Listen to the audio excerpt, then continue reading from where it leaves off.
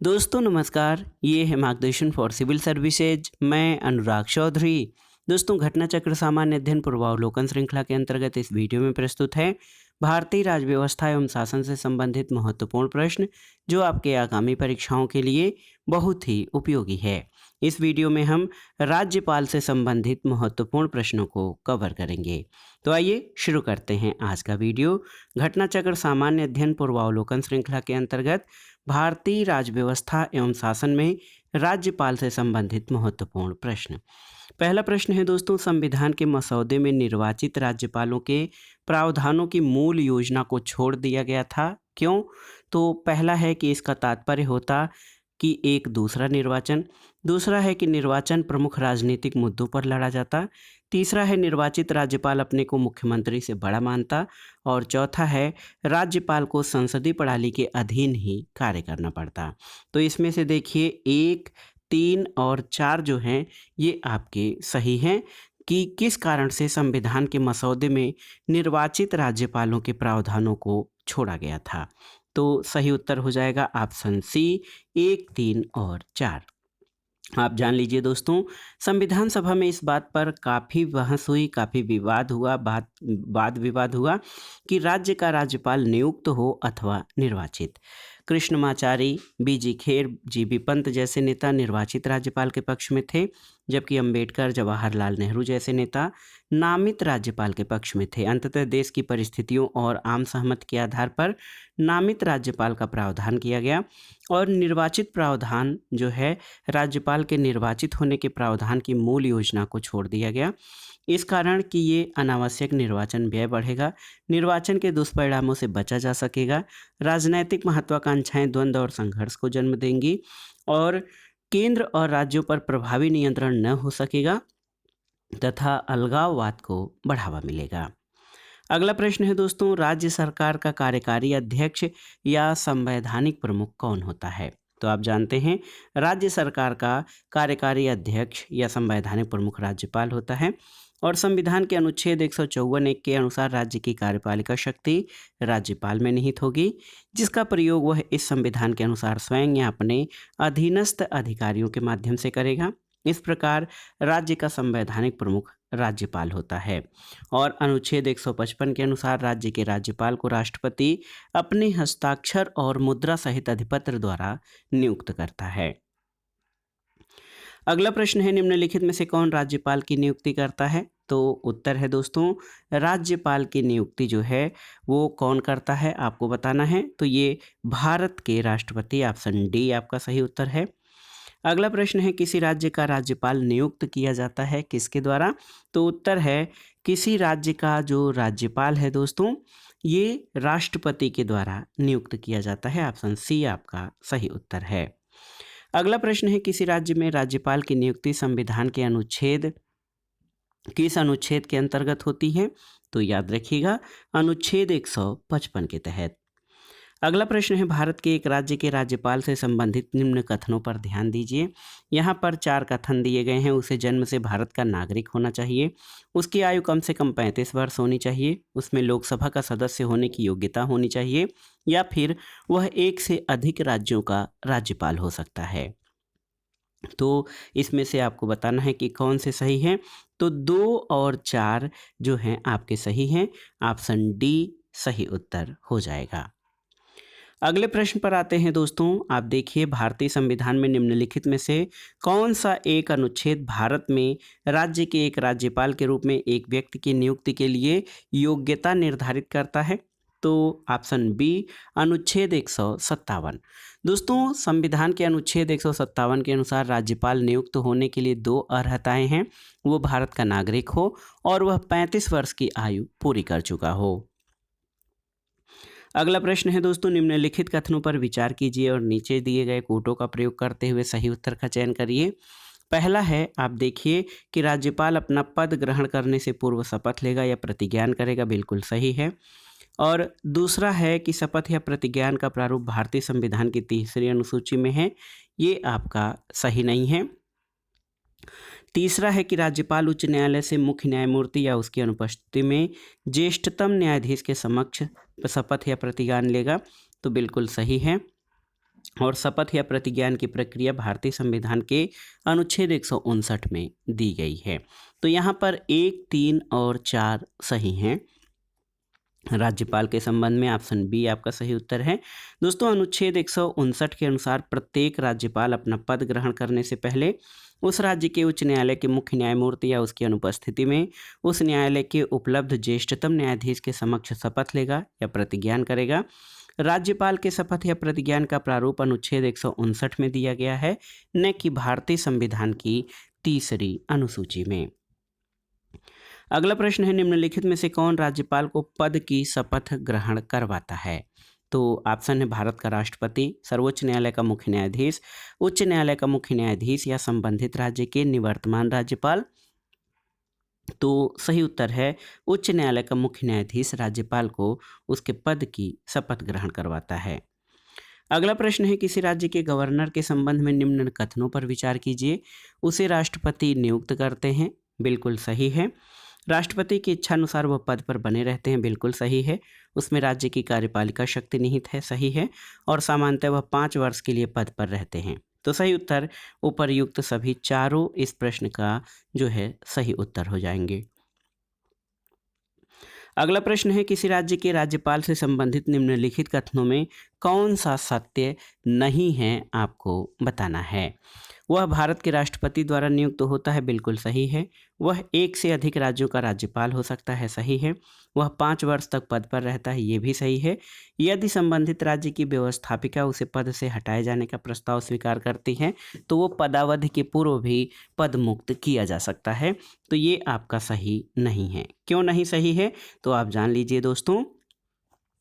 अनुच्छेद 156 के तहत अनुच्छेद 156(1) के अनुसार राज्यपाल राष्ट्रपति के प्रसाद पर्यंत अपना पद धारण करता है। इसलिए पदावधि से पूर्व भी राष्ट्रपति ही यानी केंद्रीय मंत्रिपरिषद की सलाह पर राष्ट्रपति ही उसे पदच्युत कर सकता है।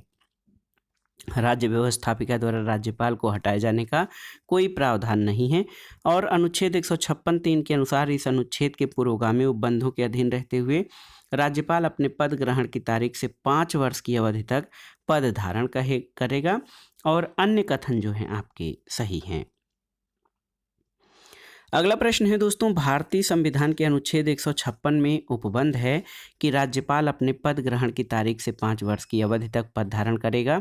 इससे निम्नलिखित में कौन सा निष्कर्ष निकलता है? पहला है, किसी राज्यपाल को उसकी पदावधि पूरी होने से पूर्व पद से नहीं हटाया जा सकता, तो हटाया जा सकता है। दूसरा है कि कोई राज्यपाल 5 वर्ष की अवधि के बाद अपने पद पर नहीं बना रह सकता। तो इसमें अगर आप देखेंगे दोस्तों तो दोनों ही नहीं होंगे, ऑप्शन डी आपका सही उत्तर हो जाएगा। और संविधान के अनुच्छेद 156(1) के अनुसार राज्यपाल राष्ट्रपति के प्रसाद पर्यंत पद धारण करता है, इसलिए राष्ट्रपति उसे अवधि पूर्ण करने से पहले भी हटा सकता है। और अनुच्छेद 156(3) के परंतु के अनुसार राज्यपाल अपने पद की अवधि समाप्त हो जाने पर भी तब तक अपने पद पर बना रहेगा जब तक उसका उत्तराधिकारी पद ग्रहण नहीं कर लेता है। अगला प्रश्न है दोस्तों, राज्यपाल किसके प्रति उत्तरदायी होता है? तो सही उत्तर राष्ट्रपति के प्रति उत्तरदायी होता है। आप जान लीजिए दोस्तों, राज्यपाल जो है राज्य शासन का मुखिया होता है और वो केंद्र सरकार यानी राष्ट्रपति के प्रतिनिधि के रूप में कार्य करता है और राष्ट्रपति के प्रति उत्तरदायी होता है। अगला प्रश्न है, कौन भारत के राष्ट्रपति की इच्छा तक ही पद पर बने रह सकते हैं? ऑप्शन है राज्यपाल, निर्वाचन आयुक्त, उच्चतम न्यायालय के न्यायाधीश या लोकसभा अध्यक्ष। तो सही उत्तर है राज्यपाल। दोस्तों, राज्यपाल जो हैं वो राष्ट्रपति की इच्छा तक ही पद पर रह सकते हैं। अगला प्रश्न है, निम्नलिखित कथनों में से कौन सा एक सही है, आपको बताना है। तो सही उत्तर हो जाएगा, भारत के संविधान में राज्यपाल को उसके पद से हटाने के लिए कोई भी प्रक्रिया जो है अधिकथित नहीं है। ऑप्शन सी आपका सही उत्तर हो जाएगा। और आप देख सकते हैं संविधान में राज्यपाल को हटाने की प्रक्रिया का वर्णन नहीं है। अनुच्छेद 156(1) में प्रावधान है कि राज्यपाल राष्ट्रपति के प्रसाद पर्यंत पद धारण करेगा। अनुच्छेद 153 के परंतु के तहत ही एक व्यक्ति 2 या अधिक राज्यों का राज्यपाल हो सकता है। और अनुच्छेद 217(1) के अनुसार राष्ट्रपति द्वारा उच्च न्यायालय के न्यायाधीशों की नियुक्ति की जाती है। और अनुच्छेद 239 क 5 के तहत संघ राज्य क्षेत्र दिल्ली के मुख्यमंत्री और संघ राज्य क्षेत्र सरकार अधिनियम 1963 के तहत पुडुचेरी संघ राज्य क्षेत्र के मुख्यमंत्री की नियुक्ति राष्ट्रपति के द्वारा की जाती है।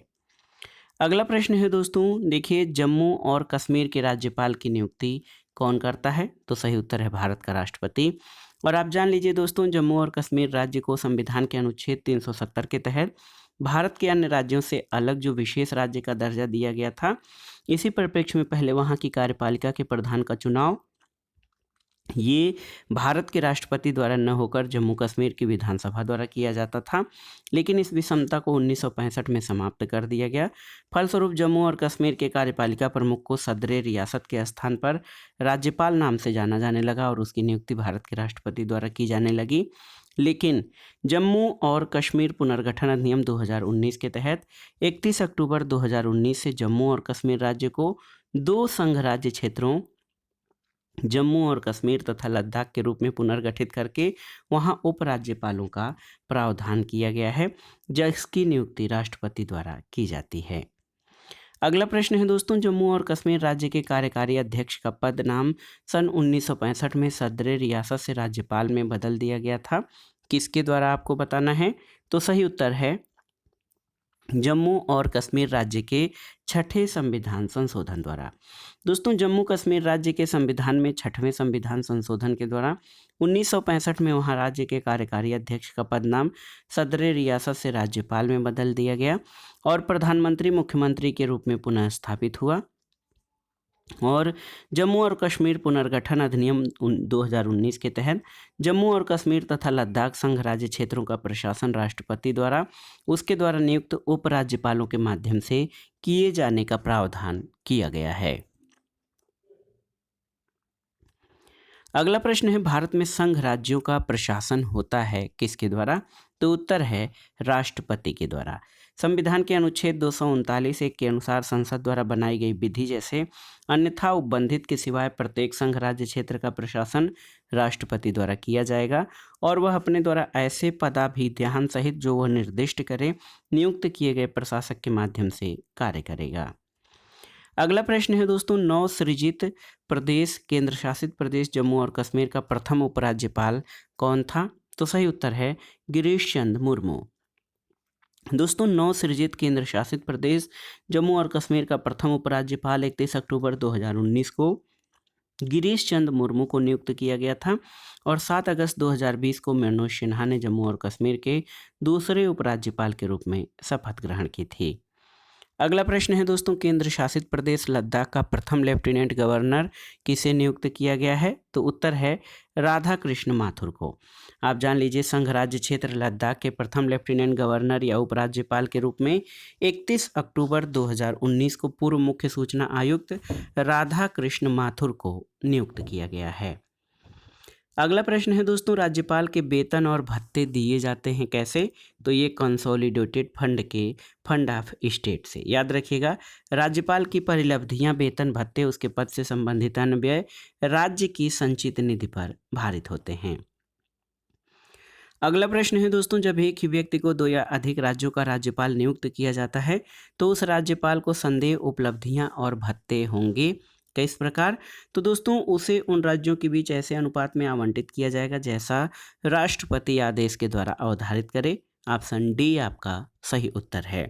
और आप जान लीजिए, भारतीय संविधान के भाग 6 के तहत अनुच्छेद 158(3) के अंतर्गत ये प्रावधान किया गया है कि जब एक ही व्यक्ति 2 या 2 से अधिक राज्यों का राज्यपाल नियुक्त किया जाता है तो उसे संदेय उपलब्धियां और भत्ते उन राज्यों के बीच ऐसे अनुपात में आवंटित किए जाएंगे जैसा राष्ट्रपति आदेश के द्वारा अवधारित करे। अगला प्रश्न है, निम्नलिखित में से कौन किसी राज्य के राज्यपाल को दी गई विवेकाधीन शक्तियां हैं? देखिए, भारत के राष्ट्रपति को राष्ट्रपति शासन अधिरोपित करने के लिए रिपोर्ट भेजना, मंत्रियों की नियुक्ति करना, राज्य के विधानमंडल द्वारा पारित कतिपय विधेयकों को भारत के राष्ट्रपति के विचार के लिए आरक्षित रखना और राज्य सरकार के कार्य संचालन के लिए नियम बनाना। तो 1 और 3 आपका सही उत्तर हो जाएगा राज्यपाल की विवेकाधीन शक्तियों में। ऑप्शन बी आपका सही उत्तर है। और आप जान लीजिए दोस्तों, संविधान के अनुच्छेद 356 के अनुसार यदि राष्ट्रपति का किसी राज्य के राज्यपाल से प्रतिवेदन या रिपोर्ट मिलने पर अथवा ये समाधान हो जाए कि ऐसी स्थिति उत्पन्न हो गई है जिसमें उस राज्य का शासन संविधान के उपबंधों के अनुसार नहीं चलाया जा सकता, तो राष्ट्रपति द्वारा उस राज्य में राष्ट्रपति शासन लगाया जा सकता है और ये रिपोर्ट भेजना राज्यपाल की विवेकाधीन शक्ति के अंतर्गत आता है। संविधान के अनुच्छेद 164 के अनुसार मंत्रियों की नियुक्ति राज्यपाल मुख्यमंत्री की सलाह पर करता है, अतः यह राज्यपाल की विवेकाधीन शक्ति नहीं है। इसी तरह संविधान के अनुच्छेद 200 के तहत राज्य विधानमंडल द्वारा पारित विधेयक राज्यपाल के समक्ष प्रस्तुत किए जाने पर राज्यपाल उसे अनुमति दे सकता है या अनुमति रोक सकता है, अथवा वह विधेयक को राष्ट्रपति के विचार के लिए आरक्षित कर सकता है। ये भी राज्यपाल की विवेकाधीन शक्ति है, क्योंकि इसका प्रयोग वह मंत्रिमंडल की सलाह के बिना करता है।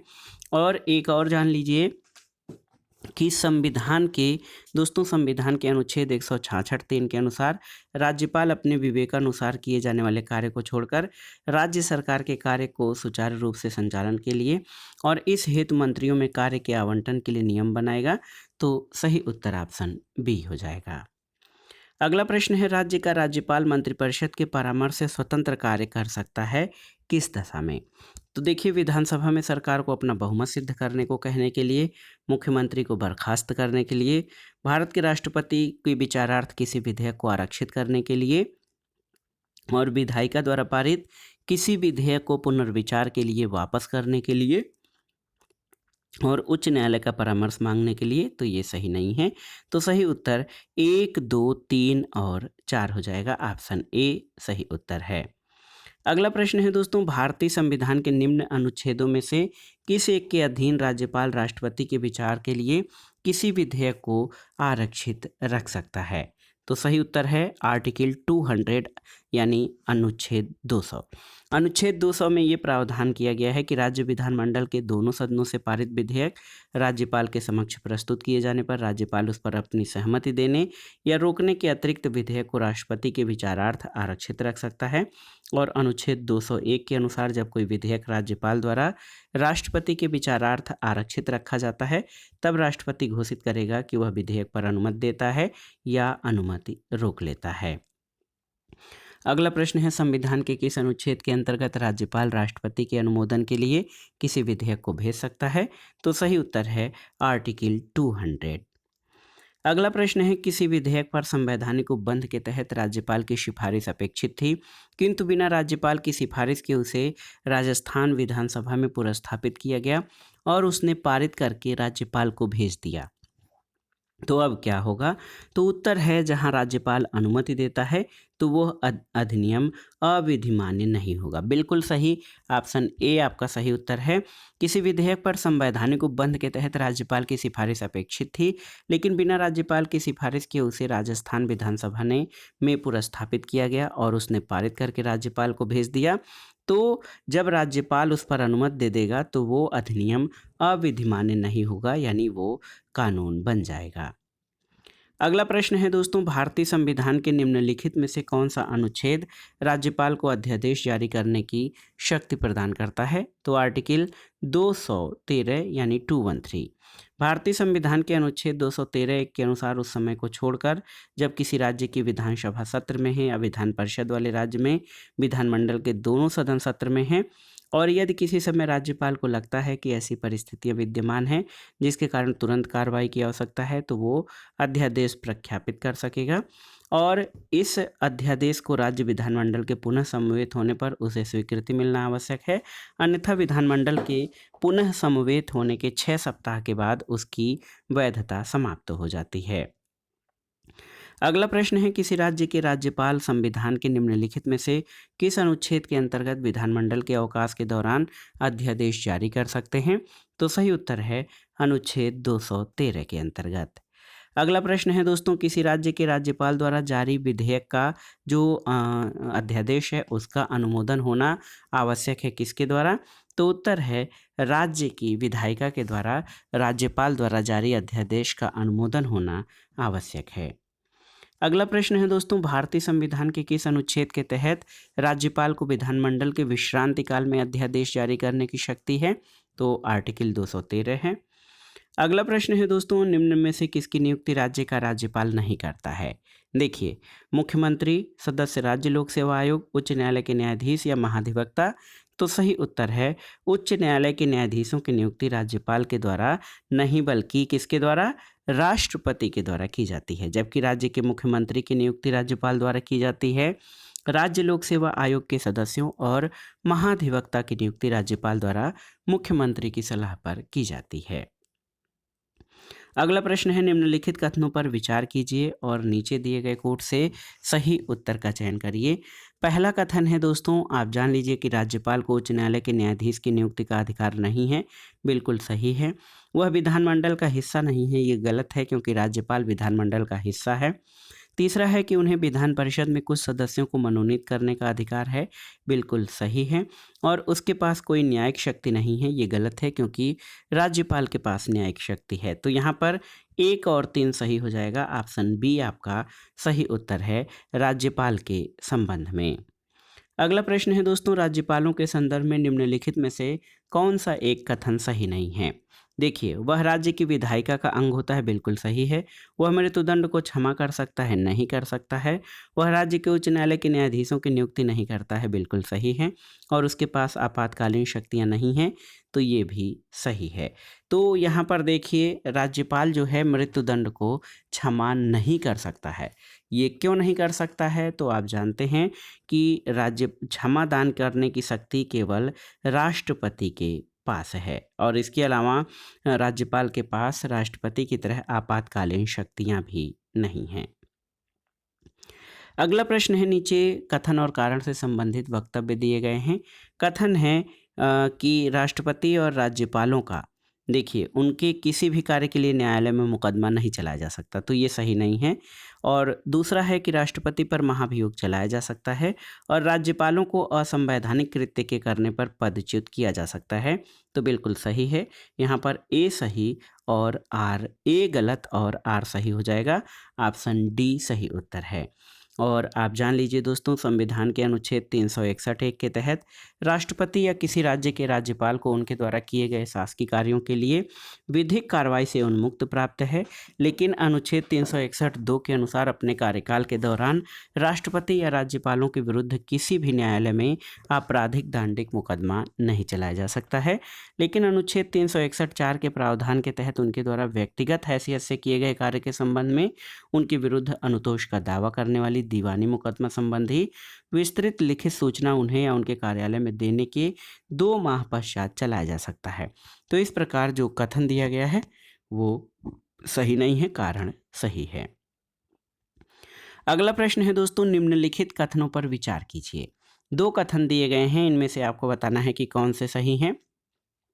तो पहला कथन है, किसी राज्य के राज्यपाल के विरुद्ध उसकी पदावधि के दौरान किसी न्यायालय में कोई दंडिक कार्रवाई संस्थित नहीं की जाएगी। बिल्कुल सही है। दूसरा है कि किसी राज्य के राज्यपाल की परिलब्धियां और वेतन भत्ते उसकी पदावधि के दौरान कम नहीं किए जाएंगे। तो दोनों ही कथन आपके सही हैं। ऑप्शन सी सही उत्तर हो जाएगा। अगला प्रश्न है, निम्नलिखित कथनों में कौन सा सही नहीं है? देखिए, राष्ट्रपति या राज्यपाल को शासकीय कार्यों के लिए विधिक कार्रवाई से उन्मुक्ति है। बिल्कुल सही है। कोई न्यायालय राज्यपाल को किसी कर्तव्य पालन के लिए विवश नहीं कर सकता। सही है। एक राज्यपाल को व्यक्तिगत कार्य के लिए सिविल कार्रवाई लाने के लिए 2 मास की लिखित सूचना अवश्य देनी होगी। सही है। और मंत्रियों द्वारा राष्ट्रपति या राज्यपाल को दिए गए सलाह को जांचने के लिए न्यायालय अधिकृत है। ये आपका सही नहीं है। ऑप्शन डी आपका गलत है। और आप जान लीजिए, अनुच्छेद 74(2) के अनुसार दोस्तों, आप जान लीजिए कि इस तथ्य की कोई जांच नहीं की जाएगी कि क्या मंत्रियों ने राष्ट्रपति को कोई सलाह दी है और यदि दी तो क्या। और ऐसी व्यवस्था राज्यपाल के संदर्भ में अनुच्छेद 163(3) में प्रदान की गई है। अगला प्रश्न है दोस्तों, भारत के संविधान में निम्न में से किसके विरुद्ध अभियोग चलाने का प्रावधान नहीं है?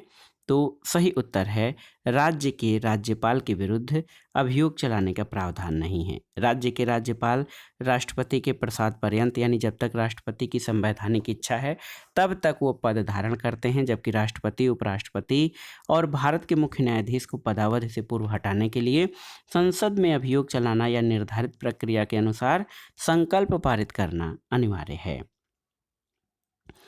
अगला प्रश्न है, भारत में किसी राज्य की राज्यपाल बनने वाली पहली महिला कौन थी? तो सही उत्तर है सरोजनी नायडू। और आप जान लीजिए सरोजनी नायडू भारत की प्रथम महिला हैं जिन्हें राज्यपाल पद पर नियुक्त किया गया था। वो 15 अगस्त 1947 से 2 मार्च 1949 तक उत्तर प्रदेश यानी तत्कालीन संयुक्त प्रांत की राज्यपाल थीं। अगला प्रश्न है, निम्नलिखित में से कौन स्वतंत्र भारत के किसी राज्य की सर्वप्रथम महिला राज्यपाल बनी थी? तो ये जो है दोस्तों, ये आप देख लीजिए सरोजनी नायडू हैं। अगला प्रश्न है, प्रतिवर्ष 13 फरवरी को महिला दिवस मनाया जाता है किसकी स्मृति में? तो सही उत्तर है सरोजनी नायडू की स्मृति में। और प्रतिवर्ष 13 फरवरी को सरोजनी नायडू की स्मृति में राष्ट्रीय महिला दिवस मनाया जाता है। सरोजनी नायडू का जन्म 13 फरवरी 1879 को हुआ था और वे भारत के किसी राज्य की राज्यपाल बनने वाली पहली महिला थीं। अगला प्रश्न है दोस्तों, पश्चिम बंगाल की प्रथम महिला राज्यपाल कौन है या कौन थी? तो सही उत्तर है पद्मजा नायडू। तो याद रखिएगा, पश्चिम बंगाल की प्रथम महिला राज्यपाल पद्मजा नायडू थीं जिनका कार्यकाल 1956 से 1967 तक था, जबकि यहाँ के प्रथम राज्यपाल चक्रवर्ती राजगोपालाचारी थे। तो सही उत्तर हो जाएगा पद्मजा नायडू पश्चिम बंगाल की प्रथम महिला राज्यपाल थीं। अगला प्रश्न है, मध्य प्रदेश के निम्नांकित राज्यपालों में से कौन भारत के संविधान सभा के सदस्य नहीं रहे हैं? तो सही उत्तर क्या हो जाएगा दोस्तों? एच.वी. पाटस्कर, सत्यनारायण सिन्हा और के.सी. रेड्डी। एच.वी. पाटस्कर, सत्यनारायण सिन्हा और के.सी. रेड्डी, ये 3 लोग दोस्तों संविधान सभा के सदस्य नहीं थे।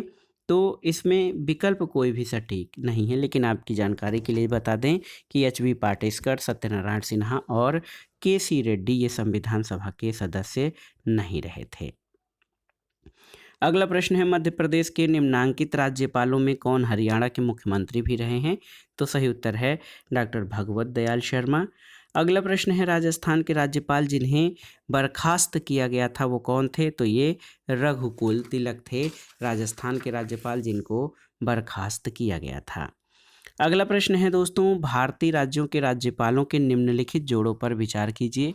राजस्थान कलराज में, ये देखिए ये प्रश्न 2022 में पूछा गया है। तो राजस्थान कलराज मिश्र सही, उत्तर प्रदेश आनंदीबेन पटेल। पश्चिम बंगाल सत्यपाल मलिक और गुजरात फागू चौहान नहीं है, केवल 1 और 2 आपका सही है। और आप जान लीजिए दोस्तों, वर्तमान में पश्चिम बंगाल के राज्यपाल डॉक्टर सी.वी. आनंद बोस हैं, जबकि गुजरात के राज्यपाल आचार्य देवव्रत हैं। उत्तर प्रदेश की राज्यपाल आनंदीबेन पटेल और राजस्थान के राज्यपाल कलराज मिश्र हैं।